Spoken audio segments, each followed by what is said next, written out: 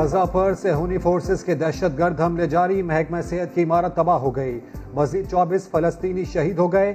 61 बच्चों और 36 खवातीन समेत शहदा की तादाद 212 हो गई। 1500 से जायद जख्मी है। इस्राएली वजीर आजम की हठधर्मी जारी, पूरी ताकत से हमले जारी रखने का ऐलान कर दिया।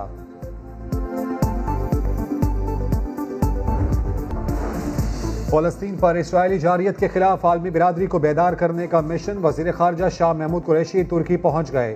तुर्क वजीर खारजा के साथ न्यूयॉर्क रवाना होंगे।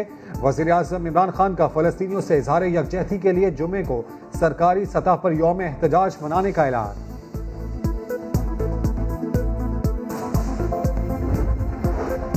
वजीर आजम इमरान खान की जेर सदारत विफाकी काबीना का इजलास आज होगा। दौरा सऊदी अरब पर तबादला ख्याल होगा। फलस्तीन की मौजूदा सूरत हाल पर भी बातचीत होगी। मुल्क की सियासी सूरत हाल भी जेर गौर आएगी।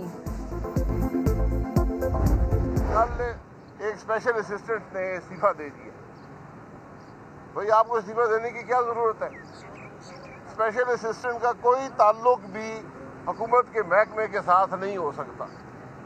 वो महकमे को कंट्रोल नहीं कर सकता। ये अवाम को धोखा मत दें, ये असल मुजरमान को बचाने की कोशिश है।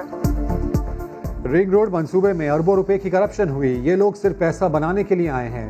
साबिक वजीर आजम शाहिद खाकान अब्बासी की तनकीद। LNG रेफरेंस में पेशी के बाद मीडिया से गुफ्तगू में बोले, कल एक मुआवने खुसूसी ने इस्तीफा दिया। अवाम को धोखा मत दें, ये असल मुजरिमान को छुपाने की कोशिश है।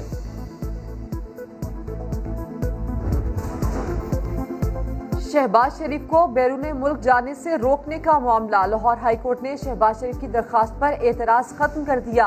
वकील के दलाइल, कहा शहबाज शरीफ चेकअप के लिए मुल्क से बाहर जाना चाहते हैं। जस्टिस अली बाकर नजफी बोले, एक बार मुल्क से बाहर जाने की इजाजत दी, हर हुक्म पर अमल दरामद की दरखास्त नहीं होती। शहबाज शरीफ के खिलाफ करप्शन, किकबैक्स और कमीशन का कोई सबूत नहीं मिला। क्या शहबाज शरीफ वजीर आला हैं कि वो रिकॉर्ड टेम्पर कर सकते हैं? लीगी तर्जुमान मरियम औरंगजेब की तनकीद, कहा इमरान खान के फैसलों से 14,000 अरब का कर्जा बढ़ गया। काबीना के फैसलों से महंगाई हुई, बिजली और गैस महंगी हुई। समंदर पार पाकिस्तानियों ने तरसीलाते ज़र का नया रिकॉर्ड बना दिया। वजीर आजम इमरान खान का इजहार तशक्कुर। अप्रैल में तरसीलाते ज़र 2 अरब 80 करोड़ डॉलर की बुलंद तरीन सतह पर पहुंची। रवा माली साल के 10 माह में 24 अरब 20 करोड़ डॉलर की तरसीलात आई। मुल्क में महंगाई की सालाना शरह 15% तक पहुंच गई। इमरान खान ने बड़े बड़े दावे करके इक़्तिदार तो हथिया लिया, मगर वो मुल्क चलाने में मुकम्मल नाकाम हो चुके हैं। चेयरमैन पीपल्स पार्टी बिलावल भुट्टो की तनकीद, कहा जिस मुल्क के वजीर आजम को कशकोल उठाने के अलावा कुछ ना आता हो, वो कैसे महंगाई का खात्मा करेगा। मुल्क में कोरोना से मजीद 135 अफराद इंतकाल कर गए। मजमुई अमवात 19,752 हो गई। 2,566 नए केसेस सामने आए। पंजाब में 89 अमवात, 2,566 नए केसेस भी रिपोर्ट हुए। मुस्बत केसेस की शरह 8.6% रही। सिंध में जुज़वी लॉकडाउन, इंडोर आउटडोर डाइनिंग और तकरीबात ममनू। रेस्टोरेंट्स को रात 12 बजे तक टेक अवे की इजाजत। Beauty parlour, gym, cinema, theatre सब बंद रहेंगे। कारोबारी सरगर्मियां सुबह 6 बजे से 8 बजे तक होंगी। पब्लिक ट्रांसपोर्ट 50% मुसाफिरों के साथ चलेगी। दफातर में भी 50% हाजिरी होगी, बाकी घर से काम करेंगे।